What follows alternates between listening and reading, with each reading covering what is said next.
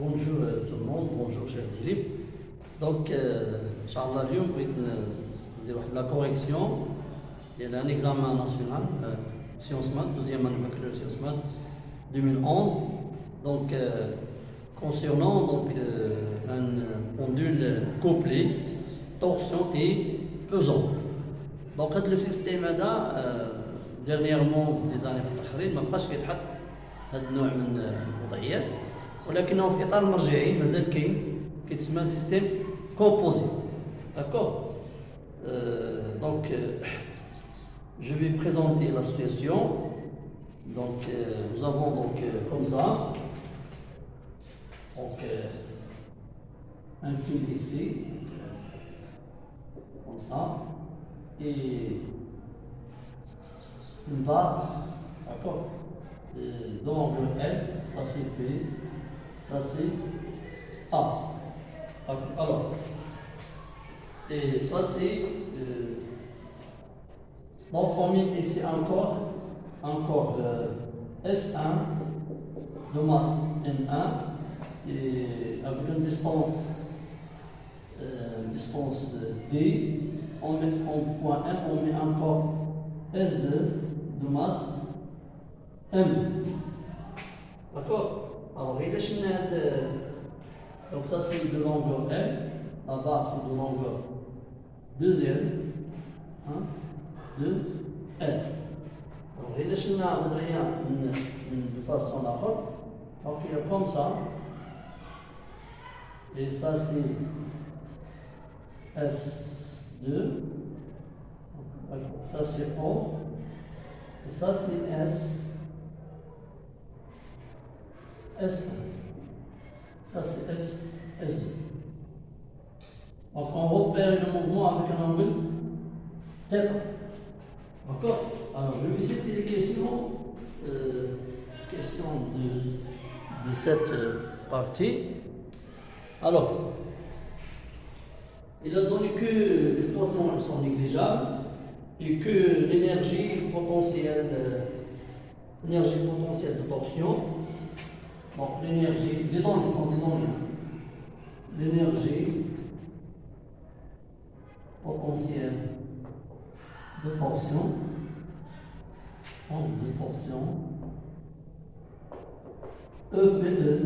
EPT égale 2C θK plus constant. D'accord. Il a choisi comme l'état de référence de l'énergie potentielle de pesanteur, le plan horizontal contenant le point O. Alors, et ça EPP égale à 0. Donc PP égale à 0, donc ça le niveau de référence pour l'énergie potentielle. Et pour cette notion, la position dans laquelle le fil n'est pas tordu pour θ égale à 0. Donc θ égale à 0, alors c'est le niveau de référence, EPT égale à 0, c'est que constante égale à 0. Donc enfin, l'énergie potentielle de torsion 2C θK. D'accord. La question, donc la première question montre que l'énergie mécanique EM s'écrit sous forme 1 demi G delta point K plus 2 M D M mg d moins m divisé par 2 fois cos θ plus 2c θk. Alors, comment je peux montrer cette expression? Premièrement, le système, bien notre système il est constituant S1, S2 et la tige AP,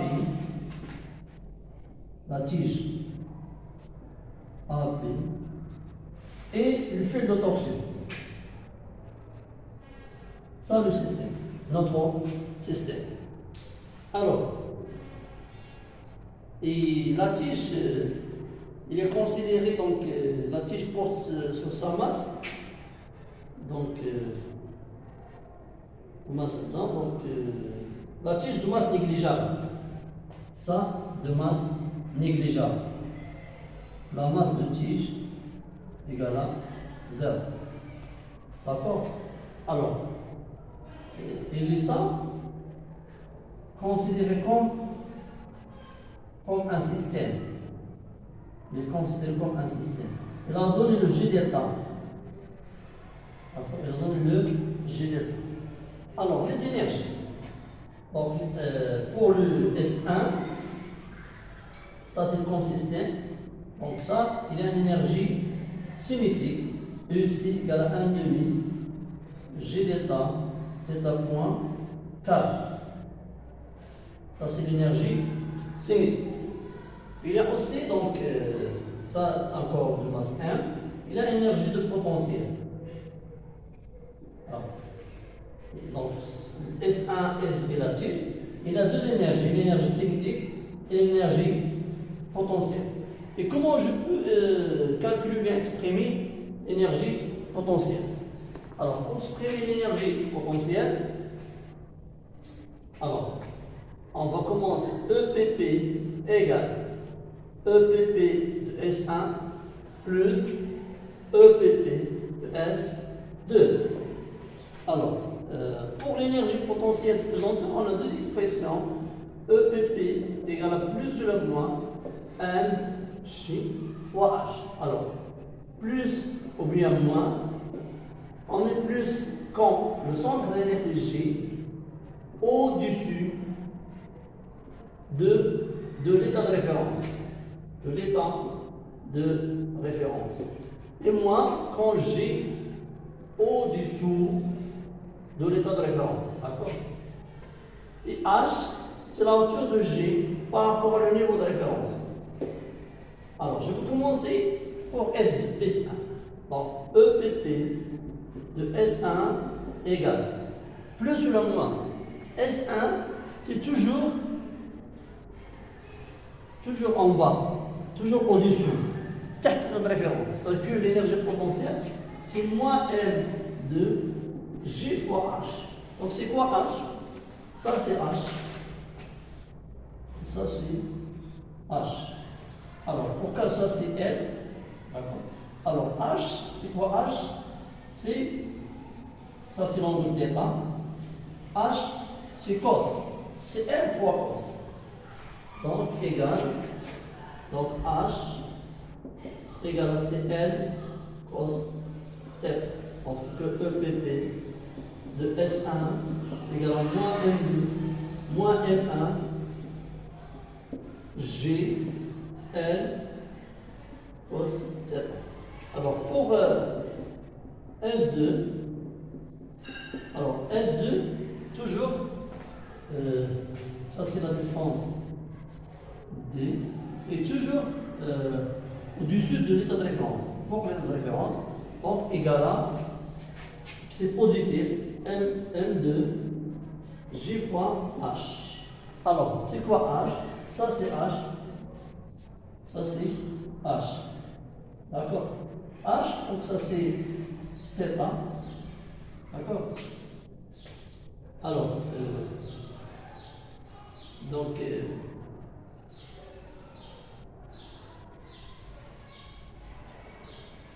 ça c'est.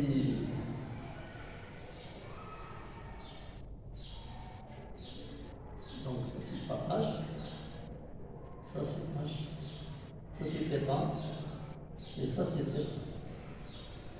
Et ça c'est d fois cos. Alors H égale d fois cos θ.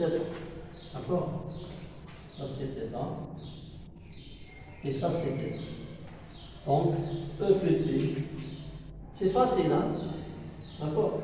Égal à M2G fois D fois cos θ. D'accord? Alors, maintenant on peut exprimer l'énergie potentielle totale. Alors, l'énergie EPP égale M1 moins MG1 Donc, L cos θ plus M de JD cos θ.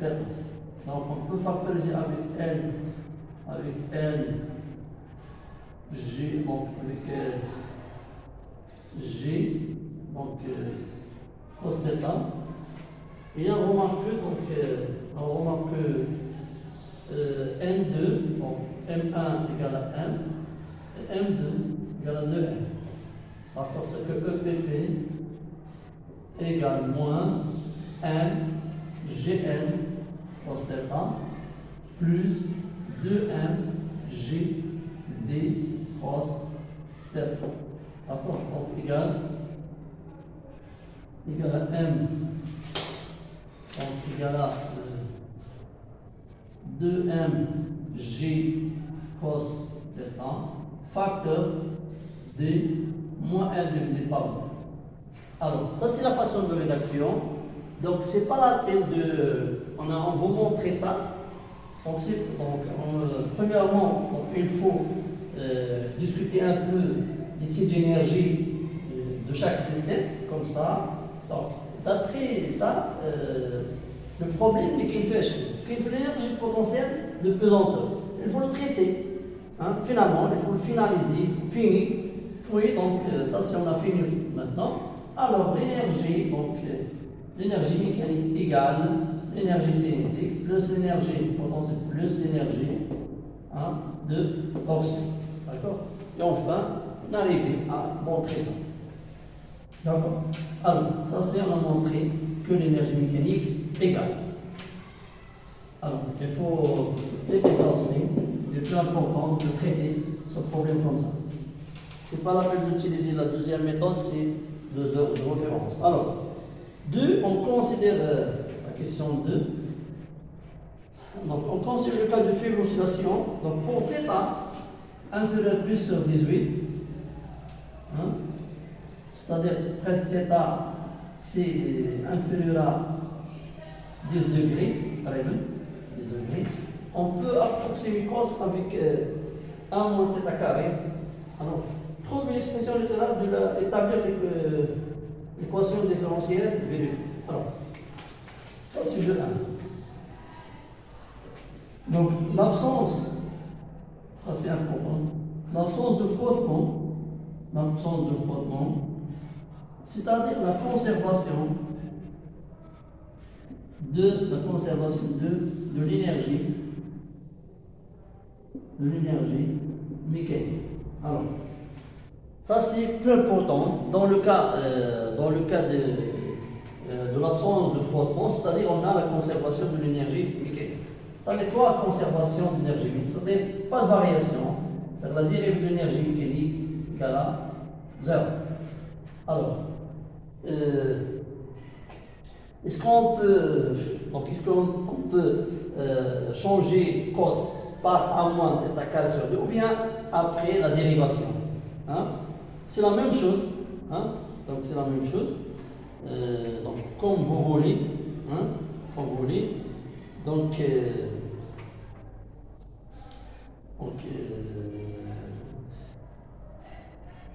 c'est mieux de dériver avant de changer. Alors, la dérivée, la dérivée, ça, elle donne 1 demi G delta. La dérivée de θ carré, c'est 2 θ point carré.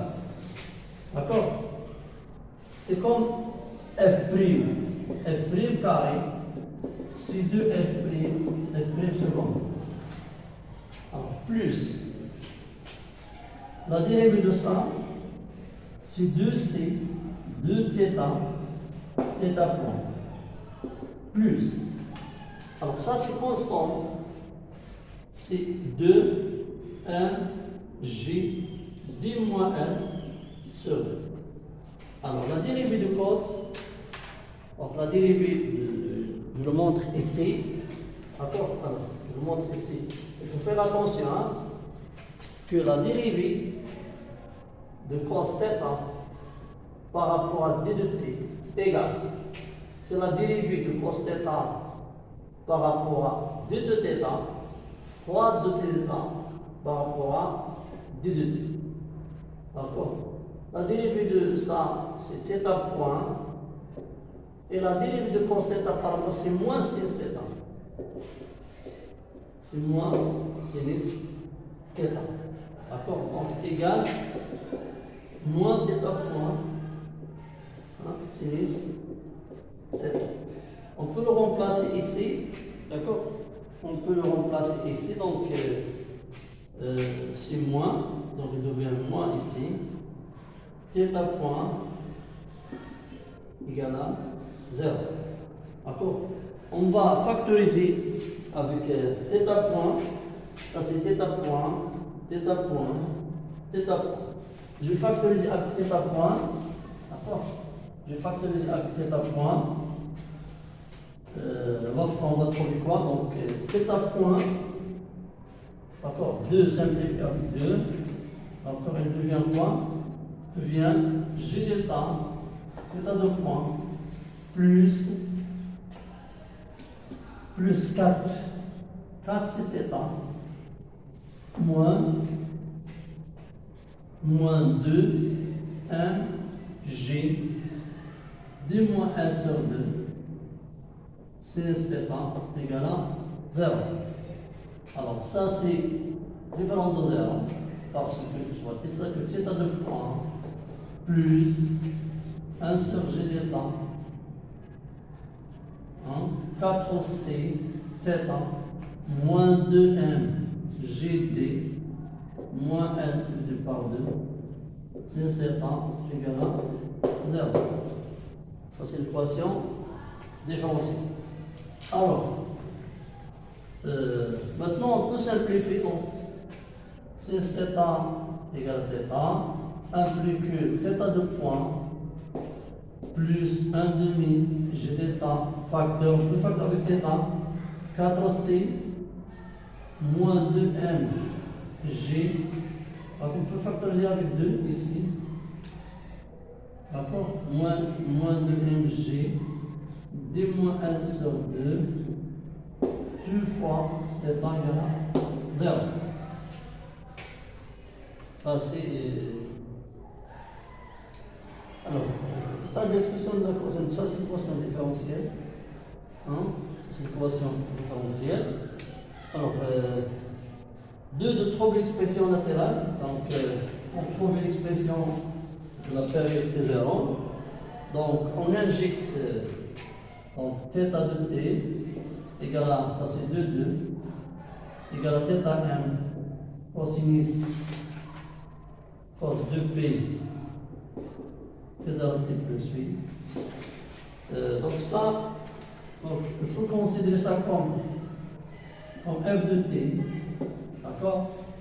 Et la dérivée d de f sur d de t égale à 2p t0.